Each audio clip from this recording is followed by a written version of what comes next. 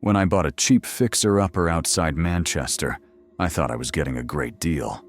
A quiet rural home, 3 bedrooms, massive backyard. It just needed work. The owner was in a rush to sell, never a good sign. But I shrugged it off. I shouldn't have. Curiosity won. I pried it open and dropped into a narrow stone tunnel. It smelled like damp earth and mold. The walls were carved into bedrock, man-made. The deeper I walked, the colder it got. My torch flickered.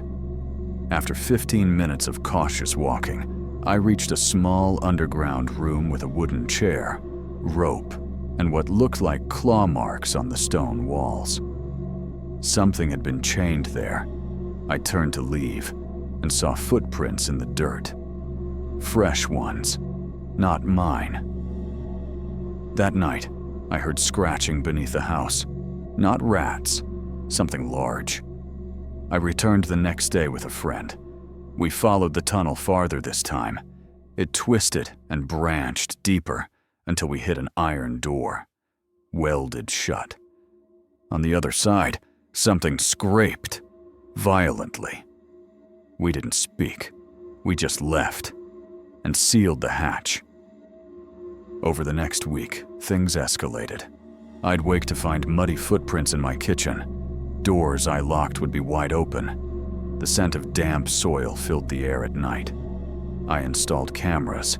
They captured nothing. But one frame, at 3:12 a.m., caught a face.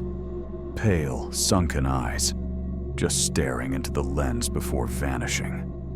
It looked like it hadn't seen sunlight in years. That same night, the scratching returned, under my bed. I ran. I haven't gone back. I sold the house to a developer. 2 weeks later, I got an anonymous letter. No return address. It said, "You were smart to leave. It wasn't just watching you. It was waiting for someone to set it free." If you ever find something sealed shut, leave it that way. Some things aren't meant to be uncovered. Some things are meant to stay buried.